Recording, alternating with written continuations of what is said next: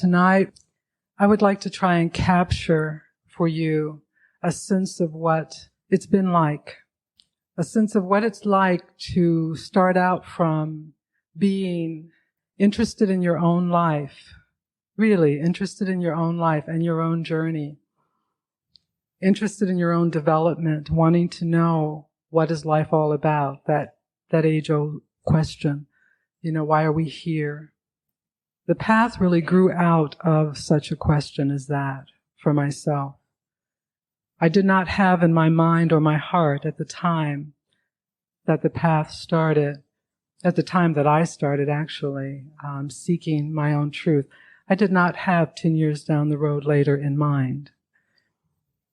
What I had in mind and in my heart was trying to find out who I was and why I was here on this planet and how I could be the best person that I could be, how I could be happy, how I could not be in pain all the time, how I could understand how to relate to other human beings, just generally wanting to know how to be able to be in my life.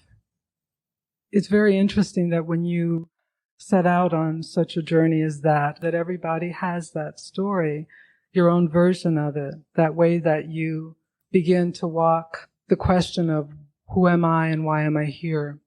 It's something that pretty much hits every human being. It's interesting that when you do that and you make a discovery about something that can help answer some of those questions, that something begins to grow out of that. And what grew out of my own search was the path. I start out slow and then I build up, so just prepare yourselves. For those of you who don't know me, I know it sounds as if, oh my God, we're in for one of those evenings. Nah, I'm just lulling you so that you get some weird sense of safety before then, because it happens to me all the time. I get to pull the rug out from under you and then catch you before you fall. So everybody just hunker down. I have a journey in mind here in terms of what I'm saying. I am intending to walk us someplace.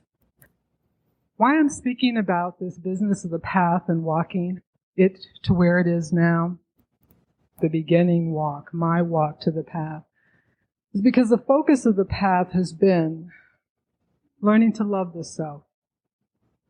When I started the path, people thought I was crazy. They did. And they told me so, unequivocally, that there was no way that loving the self was going to make, number one, how do you do that? And that's not really what love is about. That love is about, loving family, loving parents, loving a partner, but loving the self did not compute. And looking at love as a way of healing, as a medicine, 10 years ago, I'm telling you, people did not believe that. And so when I started, and the only reason I started, the only way that I could start working with people was having undergone the process of the path myself and realized that it did work and that I was beginning to love myself. Beginning to walk people through that process. For those of you who've been through that process, know what it's like in the beginning. You don't really believe it. More people disbelieve it than believe it when they come into the work. Most people fight it than acquiesce when they come into the work.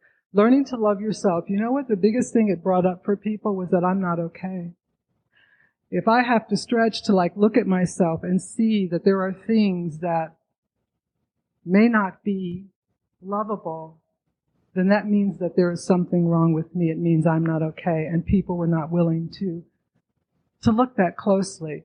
People did not understand that the looking was not about judging. It was about seeing what was not loving based on an illness, based on our reaction to fear. We as human beings have an allergic reaction to fear. We really do. It just does not agree with us. Some people have been saying lately, Melana, well, let's not, judge fear. Okay, we don't have to judge it, but we can take a look at our journey in fear and make an assessment and see how have we fared? in relationship to fear. And I would say that it is very clear that fear does not agree with us. And we don't have to judge it to know that. And so it isn't about judging fear as much as it is about choosing love. But we have suffered from being in relationship to fear. We do have some symptoms from being in relationship to fear. And learning to love yourself is about owning those symptoms.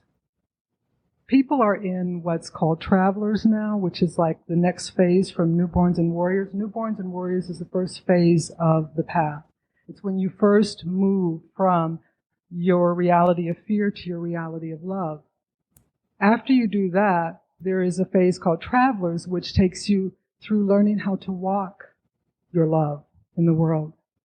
In travelers, people are still fighting the issue of having injury. How much it has affected us that we have this injury, that we're not okay. It takes a while for people to start acclimating and realizing that loving yourself is about accepting that we are okay. One of the things that I am very aware of now, as we move into a whole new cycle with the path, is that not only are we going to have to accept the fact that we love ourselves, but where we're moving to is the fact that we're going to have to accept the fact that we have to love each other. And that means that we get to take on a whole nother level of responsibility, a whole nother level of acceptance. This is what I want to talk about tonight. What does it mean to love each other? What does it mean to love other human beings? And how much have we accepted not loving each other? And how much have we accepted not being loved by each other? And how much have we accepted being in relationship to each other's injury and saying it's okay because we've all been hurt? No judgment. We're not judging anything tonight. I am just speaking about it. I'm going to just put it out. You get a chance to listen to it and take from it what you can, what you can't. Just leave it out there. But I really want to see if I can get you to feel the truth of what I'm talking about tonight. Not just conceptually in the mind. Because we know that our relationships are not okay. We know that as human beings. We know it. No one has to tell us that. This is nothing new. But there is a place where, like we got to when we accepted it was okay not to love ourselves. When we thought we were doing good, if we didn't beat up on ourselves every day, if we had a good afternoon, we had a good day, we were absolutely, totally lucky. Where we didn't beat up on ourselves, we didn't put ourselves down, we didn't make ourselves wrong. There is a place in us that because of our relationship with fear, that became numb and was willing to accept. And in a phrase, that acceptance is, well, I'm only human. Well, I'm only human. And you know what? Well, I'm only human excuses just about everything. And we have created, by virtue of our relationship with fear, such low standards for ourselves.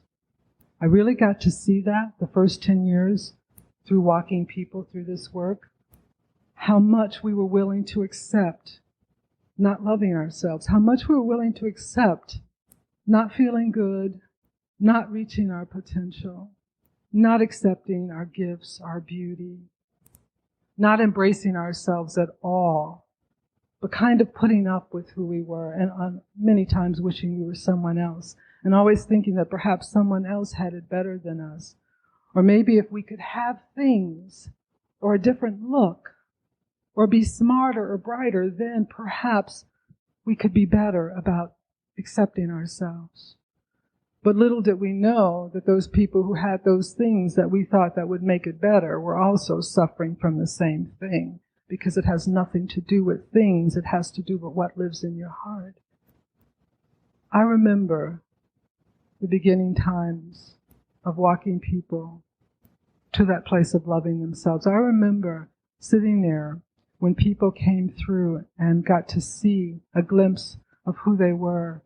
I remember seeing that light. I remember seeing it and there's something in you that's never the same after that, because you know the person wasn't the same person leaving that walked in the door. And you marvel at the fact that how much this person has led their life totally unaware of who they were. I would like for us to consider the possibility that we are in that same place now. We have gotten a handle on the truth about loving ourselves. We've got a handle on the knowing of it, and we are in the process of the walk of it. I.e., we have a foothold in that territory, and we're working on it, and we're working hard on it. People are working day and night on bridging the gap between lack of self-love and self-love. And it has caused a great deal of turmoil in the Path community, because the deeper you go, the more injury you run into. And so, for our own knowing, those of us who do guide work and work with people, the deeper people go, the more stuff and injury that comes up. We know that people are getting to be and feel and experience more and more of who they are as human beings. In this place now, where we're looking at what do we do once we love ourselves? Where do we go from there? Do we just stop and say, wow, okay, we arrived, we love ourselves, great, okay. And a lot of times when people talk about loving themselves, they say, this is very isolating, this is very lonely, that somehow loving yourself separates you from the world at large, because the world at large is not preoccupied with loving themselves. So then where do relationships come in? Where does community come in? How do we start connecting with this love that we have worked so hard to get? The next phase, and this isn't just in the Path, I want to let you know that in the months and in the years to come, for a while now, this world, this planet is going to be preoccupied with how do we get along? How do we love each other, as we put it. The world may not be speaking of it in that deep of a term, but the theme for the United States, for Europe, for countries all over this planet is going to be how can we get along? Because you know something, we can't do this any longer without starting to explore that possibility. And we realize that we cannot do it with politics, and we cannot make people get along. So there must be some place, some arena, some avenue that we can access in order to begin to do that.